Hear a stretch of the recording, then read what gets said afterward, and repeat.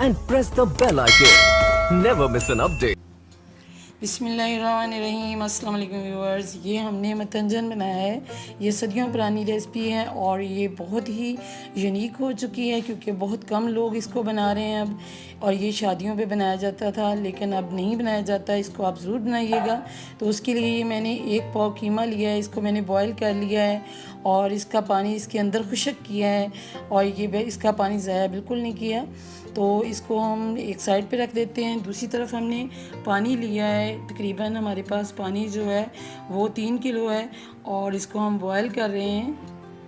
ये देखें पानी जो है ये बॉयल हो रहा है और अब हम इसमें चावल डाल देंगे। चावल जो है वो हमारे पास 3 पाव हैं और तकरीबन 1 घंटा पहले मैंने भिगो दिए थे। इसको हमने फुल बॉयल नहीं करना, हमने इसको हाफ़ बॉयल करना है।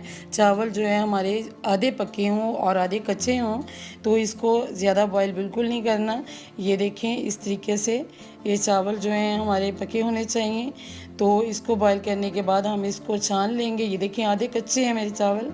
तो इसको छानने के बाद ये देखिए मैंने छान लिए हैं और थोड़ा सा मैंने इसको ऑयल लगा लिया है और ये हमने दोबारा से 1 प्याली ऑयल की ली है।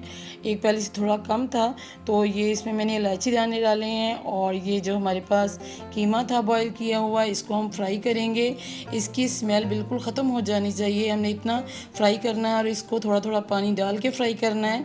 ये देखें बिल्कुल इसका पानी भी खुश्क हो चुका है और इधर हमने 3 प्यालियाँ ली हैं और इसके अंदर हमने पानी डाल लिया है। पानी बिल्कुल नॉर्मल पानी है।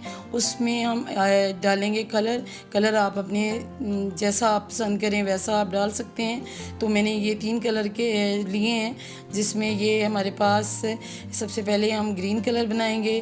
तो ये थोड़ा सा मैंने ग्रीन कलर लिया है। ये पाउडर लिक्विड जैसे आपको मिले आप यूज़ कर सकते हैं। और ये हमारे पास रेड कलर है तो ये मैंने इसमें पानी में मिक्स कर लिया है। और ये हमारे पास ऑरेंज कलर है। तो ये तीनों कलर हमने मिक्स कर लिए हैं और इसमें हमने बॉयल किए हुए चावल डालने हैं और इसको डाल के हमने एक साइड पे रख देना है। तो और अगर आपको कलर कम लगे तो आप कलर थोड़ा सा ज़्यादा भी डाल सकते हैं। और इसके बाद हमने इसको धोना है, 2-3 दफ़ा धोकर इसका जो कलर है वो बिल्कुल निकाल देना है। तो ये देखें चावल मैंने ऐड कर दिए हैं और इसको मैं छोड़ दूँगी इसी तरह।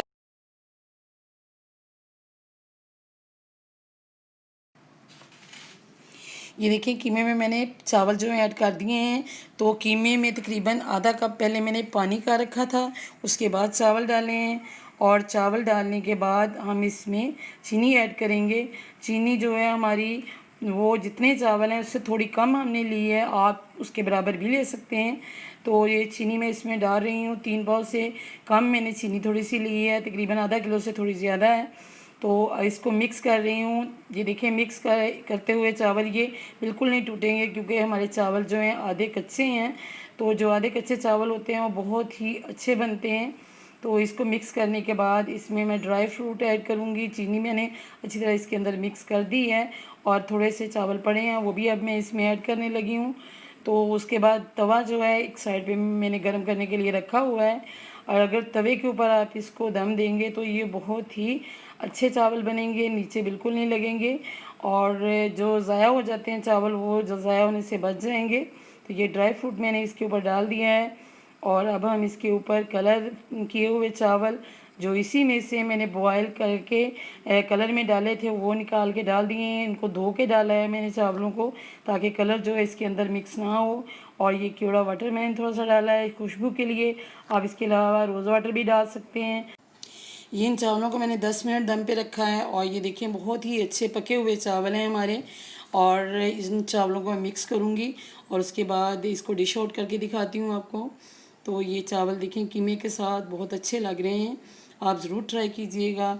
और ये बहुत पुरानी रेसिपी है, बहुत कम अब इस बनाई जाती है। तो आप बना के देखें, अगर आपको ये अच्छी लगे तो मेरे चैनल को सब्सक्राइब कर लें, वीडियो को लाइक करें, शेयर करें। अल्लाह हाफिज़।